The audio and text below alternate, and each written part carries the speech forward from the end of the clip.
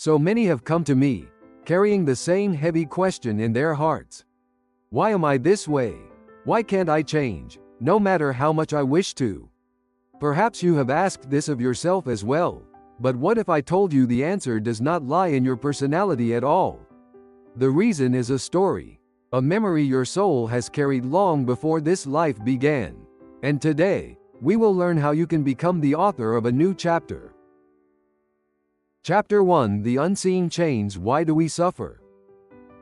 Human beings are creatures who, from time to time, suffer deeply from their own nature. They wound their own hearts, and they endlessly condemn themselves. Why'd I get so angry over such trivial things? Why'd I react so intensely to what other people say? Why can't I just be honest when all I want is to be loved? These questions echo in the hearts of so many people I have met. Perhaps they are echoing in your heart, too. Let's think about this together. For example, I have seen those whose anger flares up over the smallest of things. A casual comment from a family member, a slight mistake by a colleague. In an instant, a storm of emotion erupts that they themselves cannot control. They regret it afterward, thinking, I shouldn't have said that. They wish they could be calmer, more gentle. And yet, the next time, the same storm rages again. It's not because they are bad people. It's not because their heart is unkind. Have you ever felt this inner battle? Then there are those who live with a constant companion called anxiety. They cannot seem to let it go, and their heart rarely finds a moment of true peace. Even when things are going well, a shadow of worry creeps in. What if this happiness doesn't last? What if I make a mistake and lose everything? This constant state of alert wears down the soul, making it impossible to truly relax and enjoy the present moment. They wish they could just trust, just let go and feel safe. But the anxiety remains, a relentless hum beneath the surface of their days. So, why are our hearts so violently shaken by such insignificant events? Why does a single word from another person have the power to wound us so deeply, leaving us to carry the burden of anger and sadness? I want to tell you something important. The true reason does not lie solely in the events of this moment. It is not just about your experiences in this life or the environment you grew up in.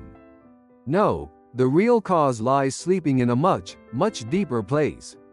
A memory, etched into the very core of your soul. So, before we go any further, I ask one thing of you. Please, stop blaming yourself for your personality. Stop condemning yourself for these reactions you cannot control. The first step on this journey of healing is to simply stop the self-recrimination. Instead, let us try to listen quietly to the memories that lie dormant deep within. Because there is a profound reason, a hidden meaning behind why you are the way you are. And understanding that meaning is the very first step toward true, lasting change. Chapter 2: The Scars of Love and Betrayal. Now, I would like to tell you a story. It is the story of a soul I once met, a soul trapped in a painful paradox. Perhaps it is a story that will feel familiar to you. This person desperately wished to be loved. Deep in their heart, they yearned for connection, for a bond so deep they could finally feel safe. And yet, whenever someone began to get close, whenever a true intimacy started to blossom, they would be the one to sever the ties.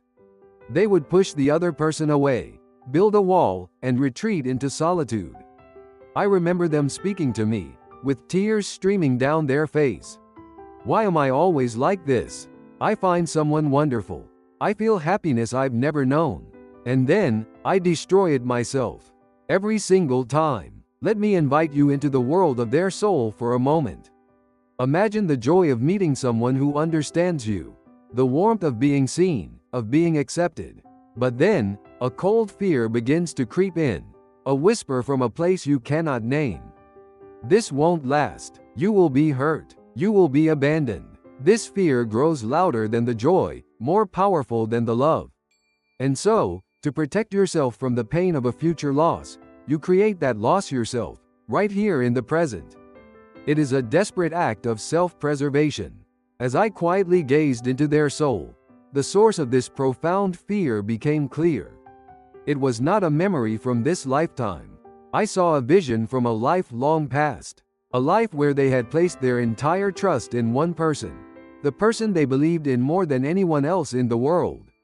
And that very person betrayed them in the most devastating way imaginable. The pain of that betrayal was so absolute, so soul-shattering, that it left a permanent scar. That scar, that vivid memory of agony, is still carried within their soul today. It manifests as an unconscious, deeply rooted fear of trusting another human being. Do you understand? Their soul remembers, with perfect clarity, the pain that came from loving and trusting completely. And so, it does everything in its power to prevent that same wound from ever being inflicted again. Their conscious mind wants love, but their soul, their deep memory, is terrified of it. Have you ever built a wall around your own heart without knowing why? Have you ever longed for closeness, only to find yourself sabotaging the very connection you desire? Please know this: you are not strange, you are not broken. This is the soul's desperate cry to protect itself from a pain it remembers all too well. It is a wound, waiting to be seen, waiting to be healed. Chapter 3: The Soul's Armor, a Shield Called Personality. So, we have seen that our deepest pains often stem from memories our souls carry. But this leads to a crucial question. Why do these memories manifest as our personality? Why do they shape us into people who are quick to anger, or unable to trust, or too afraid to speak? The answer is simpler and more profound than you might imagine. What you call your personality, these traits you struggle with, is not who you are. It is an armor, a suit of armor your soul forged long ago, for one single purpose: to protect itself from ever feeling the same pain again. Let me tell you about a woman who came to me, her spirit burdened by such heavy armor. She was a gentle soul, yet she suffered immensely from her inability to speak her own mind. She was constantly aware of how others saw her, terrified of their judgment. To avoid any possible conflict or disapproval, she had learned to erase herself, to silence her own voice completely. Her own opinions and desires were locked away, deep inside. "I just want to be myself," she confessed, her voice barely a whisper, "but I can't. It's like I'm trapped inside a prison of silence." I spoke quietly to her soul, and this is what I told her. "Your soul remembers a time, doesn't it? A time in a life long past, when speaking your truth led to losing something, or someone, incredibly precious. And so, to ensure that devastating mistake is never repeated, to prevent that pain from ever returning, you have wrapped yourself in this armor. An armor of silence." The moment she heard those words, something broke open within her. Tears flowed as if a dam had burst. For the first time in her life, she saw her flaw, not as a weakness, but as a shield. It was a profound act of self-love, born from a deep, ancient wound. And in that moment of understanding, in that single shift of perspective, she was finally able to stop blaming herself. This is true for so many of our struggles. Even explosive anger is a form of armor. It is not a sign of a bad heart. It is often the soul screaming. Perhaps in a past life, that soul was forced to suppress its voice, to endure injustice after injustice without a single word of protest.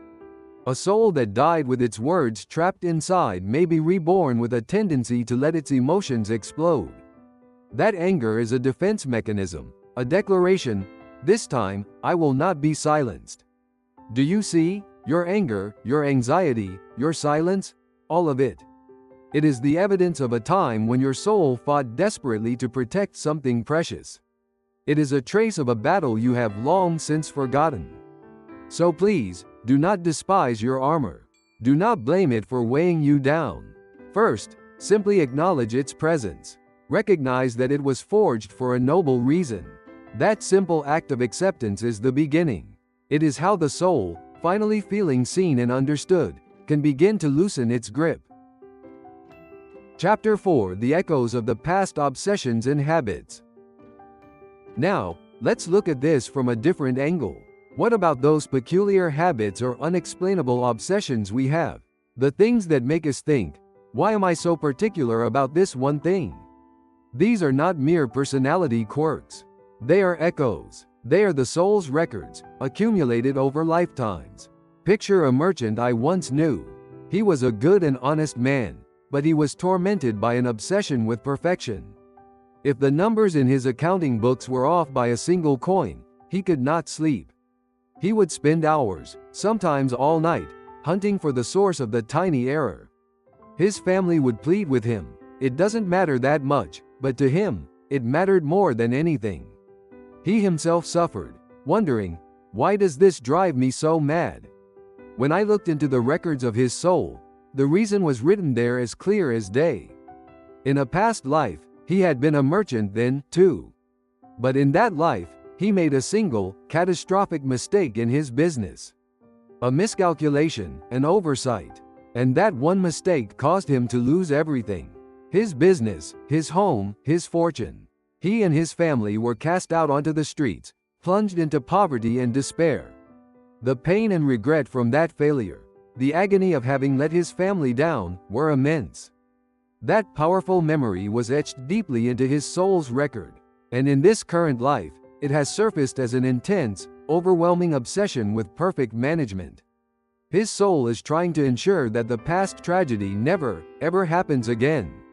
This obsession is a kind of soul-level defense system. It is a warning, carved into his very being by his past self, to prevent the same mistake from being repeated. Have you ever considered that your own unique habits might be a similar kind of warning? Think about it. Perhaps you have an intense need for order and cleanliness, and even a little bit of clutter makes you feel deeply unsettled. This might be the echo of a soul that experienced great suffering because of chaos and disorder in a previous life. Perhaps that soul lost something irreplaceable in the confusion. And so, in this life, it is compelled to create order, to control its environment, as a way of keeping itself safe. Or maybe you are incredibly sensitive to the gazes of others. You are always aware of how people are looking at you, always trying to read their expressions. This is also likely an echo from a past life. It is very often the mark of a soul that experienced the pain of being rejected or ostracized by a group. The memory of that isolation becomes a powerful fear in the next life. A fear of being pushed out, a fear of being hurt again. And that fear manifests as an excessive attentiveness to others. These habits, these obsessions, are not random. They are messages from your past. Your soul is carrying unresolved issues forward, not to punish you, but to give you another chance. A chance to heal, a chance to learn, a chance to do things differently this time. When you realize this, everything changes. The question is no longer, why am I like this? Instead, it becomes, what is the meaning behind this trait? What is my soul trying to learn? Chapter 5: The Turning Point. It's a habit, not a destiny. I wonder how you are feeling, hearing these stories. Perhaps there is a part of you that recognizes your own armor, your own echoes from the past. But perhaps there is another part, a louder voice, that is saying, this is all very interesting, but I cannot change. This is just who I am. So many of us believe this. We believe that the nature we were born with is a life sentence we must carry to our graves. We resign ourselves to it, we give up. But I must tell you, with all the conviction in my soul, that this is only half of the truth. Yes, the seeds of your personality were carried over from past lives. Your anger, your fear, your awkwardness with others, all of it. These are like habits, engraved into your soul through experience. But please, hear this: a habit is still just a habit. It is not your destiny. It is not something that is impossible to change. The pen to rewrite the history of your soul is in your hands, right now, in this very moment. To give up and say, this is just how I am, is the most painful thing for your soul. Because your soul is reborn, each and every time, with the thought, this time, I will get it right. This time, I will heal. A samurai once came to me, his heart heavy with grief. His short temper had destroyed his relationships time and time again. It had closed off his path to success. He sighed, repeating the same words over and over. It's in my warrior blood. It's just my nature. This personality cannot be changed. But I said this to him. It is not your soul that is short-tempered. It is not you who is screaming. It is the unresolved sorrow of your past, crying out through you in this present moment. If you can recognize that cry, if you can comfort that past self, I promise you, you can change. He was doubtful, but he followed my words. From that day on, whenever he felt the familiar surge of anger, he would consciously stop and think, this is not my emotion. This is a voice from the past. And then, in his heart, he would speak to that past self. Oh, past self of mine, I hear you. But it's all right now. You are safe. This, my friends, is the turning point. This is the moment the door to your soul's evolution swings open. It begins not with fighting your nature, but with understanding it. Not with asking, why am I like this? But, whose voice is this, and what is it trying to tell me? The answer to that question is the key that will unlock your soul's greatest challenge. Chapter 6: The Dawn of Liberation, the Power of I Am Enough.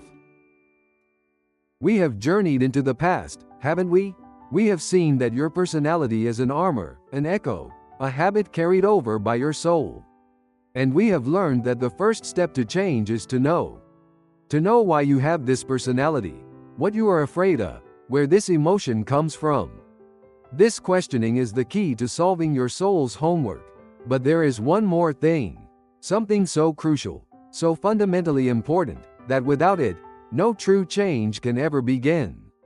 It is this: you must, just for a moment, accept yourself completely, just as you are right now. Change is never born from a place of self-rejection. You cannot hate yourself into a version you can love. Think of it like this: a shadow does not disappear by being fought or cursed. A shadow only fades when you shine a light upon it. The act of accepting yourself, of loving the part of you that you have despised, is that light. I knew a woman whose life was a constant cycle of self-blame. No matter how hard she worked, she never felt fulfilled. She was always comparing herself to others, and always finding herself lacking. She would come to me, her eyes filled with tears, and her voice would tremble as she spoke. I'm a failure at everything I do. Why can't I be like other people? Why am I so useless? She was trapped in a painful story, a story where she was always the villain. I quietly looked into her soul, and what I saw was a deep, sorrowful wound. I could see a life she had lived long ago. In that life, she was overshadowed by a brilliant sibling. She was constantly being compared, and she always fell short. You are nothing compared to your brother, she was told, day after day. Those words became her reality. And so, she lived her entire life unable to see her own value, and she passed on with that feeling of worthlessness etched into her soul. And so, I spoke these words to her, as gently as I could. This feeling you have, it may be a reaction, an echo of a wound you received in a past life. You no longer need to be compared to anyone. That time is over. And then, looking directly into her eyes, I said, you are, in your own way, of immense and profound value, just as you are. In that instant, as the words settled in her heart, something shifted. Large, silent tears began to fall from her eyes. It was not a cry of sadness, but of release. It was the sound of a lifelong burden finally being set down. From that day forward, little by little, she began to forgive herself. She began to see that the harsh, critical voice in her head was not her own. It was the echo of a forgotten past. Have you ever felt this way? Do you carry a voice inside you that is constantly judging, constantly criticizing, constantly telling you that you are not enough? I want you to consider, right now, that this voice may not be yours. It is a ghost, a memory, and you do not have to believe it anymore. The healing of the soul is not about becoming a different person. It is about finally embracing the person you have always been, underneath the armor and the echoes of the past. It is about shining a light on your wounds and whispering to them, I see you. And you are worthy of love, just as you are. That is the dawn of liberation. Chapter 7: Rewriting Your Soul's Script, Gratitude and Affirmation. So, you have come to a place of acceptance. You understand that your personality is an armor, forged to protect you. But how do you gently lay that armor down? How do you begin to heal the wound it has guarded for so long? The process is one of gently rewriting the memory of the soul. It is not about forcing change through willpower.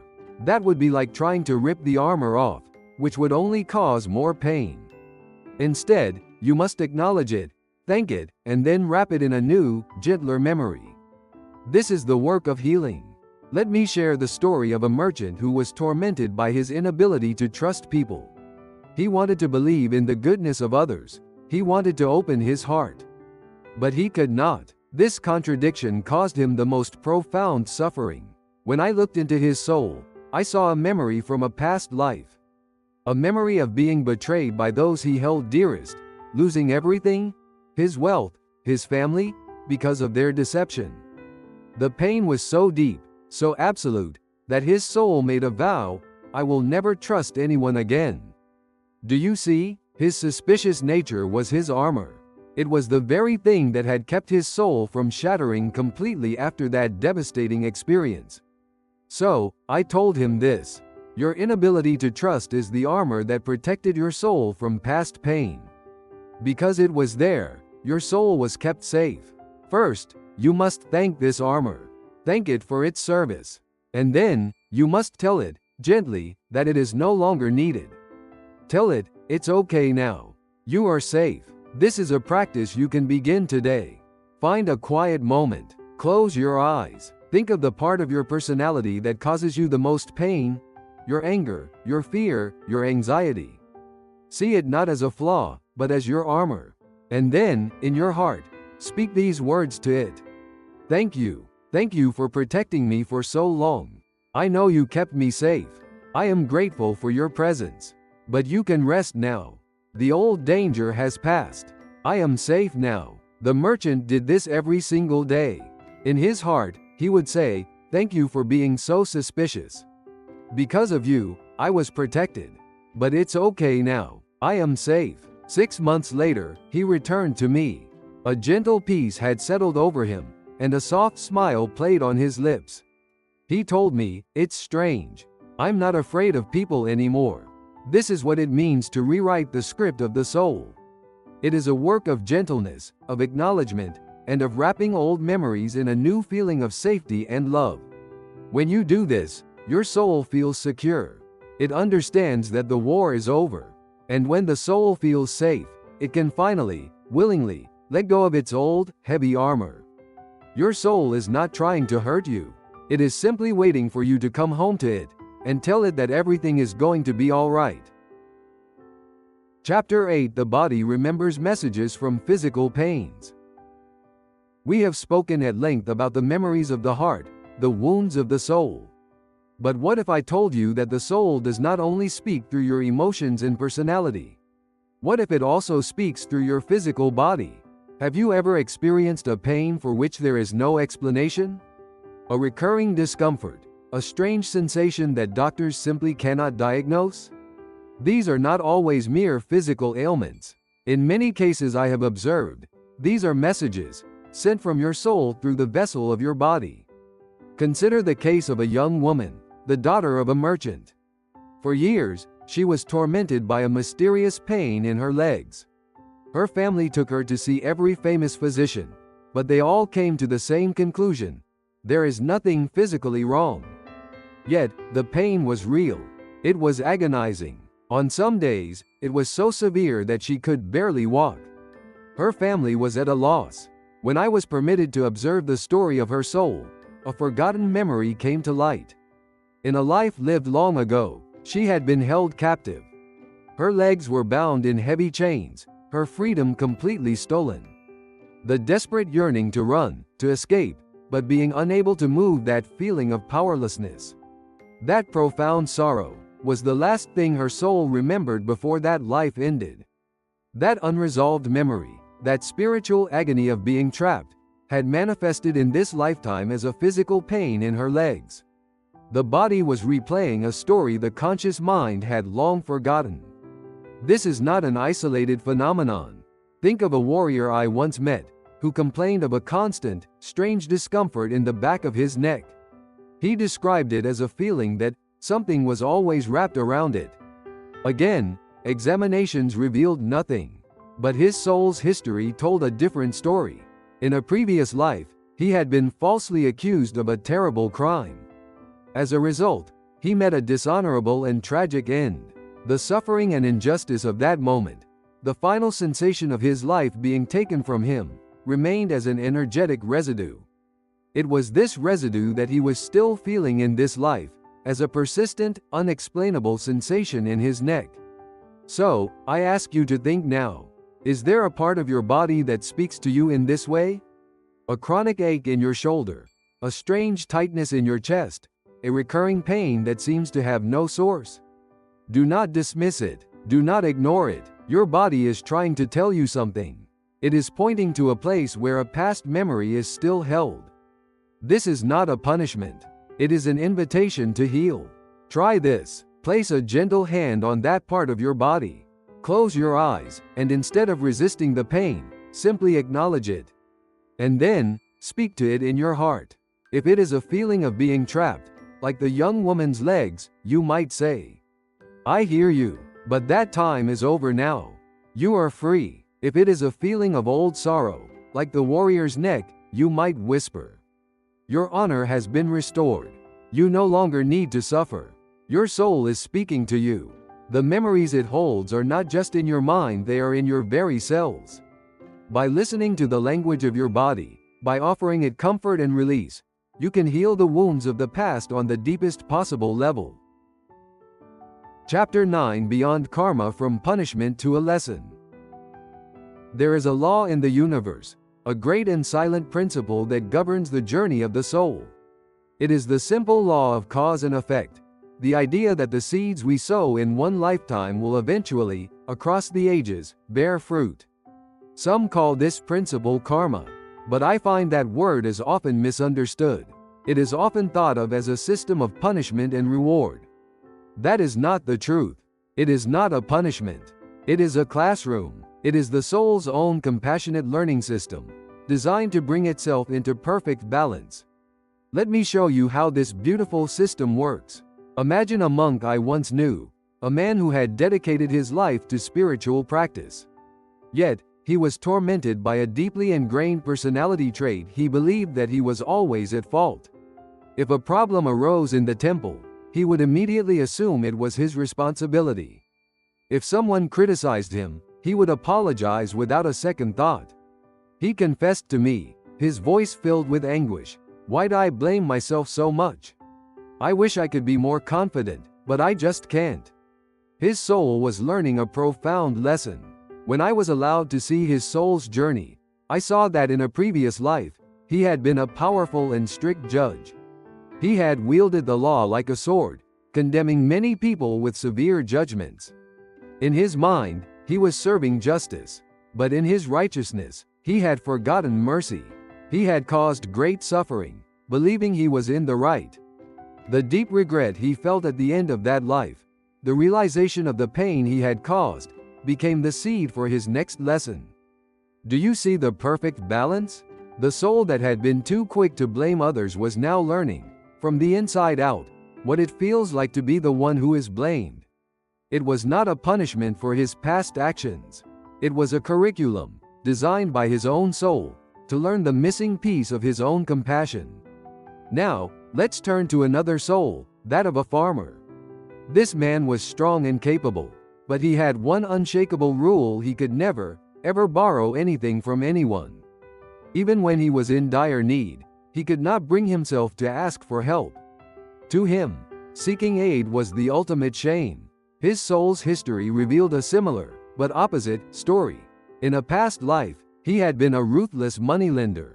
He had taken from those in debt without a shred of pity, believing that those who borrow are weak and those who lend are strong. His soul had mastered the lesson of power, but it had no understanding of vulnerability. And so, in this life, his soul chose a personality that would force him to learn the other side of the story. It gave him a nature that made it impossible to rely on others, so that he might one day, through great struggle, Discover the warmth and grace of receiving help. Your personality, the very part of you that you may see as a flaw, could be your soul's greatest assignment. It is the lesson you have chosen to learn to become whole. The soul that was arrogant may choose to learn humility. The soul that was selfish may choose to learn selfless service. So, I invite you to ask this question of yourself. What is my soul trying to learn through this personality I have? Do not blame your personality. Understand it. When you do, its purpose will quietly reveal itself. And in that moment of understanding, the heavy burden you have been carrying will transform into a precious gift. Chapter 10: The Art of Now, Tuning Your Soul's Frequency. Many people wish to know their past lives. They want to know what kind of life they lived, what feelings they left behind, what burdens they have carried into this present moment. This desire is not wrong. However, I have always shared this piece of wisdom. It is far more important to put your present in order than it is to search for your past. Why? Because the memories of your past lives lie sleeping within your soul. To dig them up too forcefully can sometimes cloud the path of your current life. Rather than getting lost searching for memories, true change comes from tuning the vibration of your soul, right here and now. So, how can you put your present in order? How do you tune this vibration? It is not a difficult thing at all. It begins with the simplest of acts: purifying your surroundings, choosing your daily words with care, and living with a heart of gratitude. These simple things alone will quietly raise the frequency of your soul. Consider the act of cleaning. It has a profound spiritual meaning. In a disordered space, stagnant energy accumulates, clouding the soul's breath. A craftsman I knew had struggled for years with a quick temper. He was a master of his trade, but he would immediately scold his apprentices for the smallest mistakes, and they would always end up leaving him. When I visited his workshop, I saw that his tools were scattered, the floor was covered in shavings, and the windows were so cloudy that the light could not enter. I made a simple suggestion. Why not start by putting this place in order? When your space is in chaos, your heart will be in chaos too. He was skeptical, but he began to clean his workshop first thing every morning. As he continued this simple daily practice, he told me, with a look of wonder, that his anger had started to subside. When the space is in order, he said, the heart also falls into order. The words you choose are also of vital importance. If you constantly speak of complaints and grievances, your vibration will lower, and you will attract more events of that same frequency. Conversely, for those who say, I am grateful, even in difficult times, a path will gradually open. A merchant I knew was struggling, his business failing. He complained daily. There are no customers. The world is unfair. I have no luck. I told him, your words create your reality. If you speak negative words, you will create a negative reality. Please, try speaking words of gratitude. He started, reluctantly at first, chanting, thank you, 100 times a day. Within a month, a surprising business opportunity came to him from an unexpected place, and slowly, his situation began to improve. Do you see the connection? Your personality, your experiences, your very reality, they are all a reflection of your soul's frequency. If your heart is clouded, your frequency drops, and your personality becomes heavy. If you light a lamp in your heart, if you live with gratitude and prayer, your soul's frequency will naturally become clear and bright. This is the ultimate truth. What may be your destiny, the challenges your soul has chosen, cannot be changed. But your fate, how you face those challenges, can be altered at any moment by the vibration you choose to emit in the present. You are not bound by your past lives. The life you live in this moment, the care with which you clean your space, the gratitude you express with your words. That is the true path to healing your past, changing your personality, and allowing your soul to evolve. It is the art of now. Please remember, you are not a slave to your past. You are the creator of your future. The language of your soul, which you call personality, may have been inherited from long ago. But the power to rewrite it, To change its meaning is in your hands, right now. It is my deepest prayer that you unlock the original light your soul holds within. May your journey from this day forward be filled with peace and brilliance. Thank you for watching.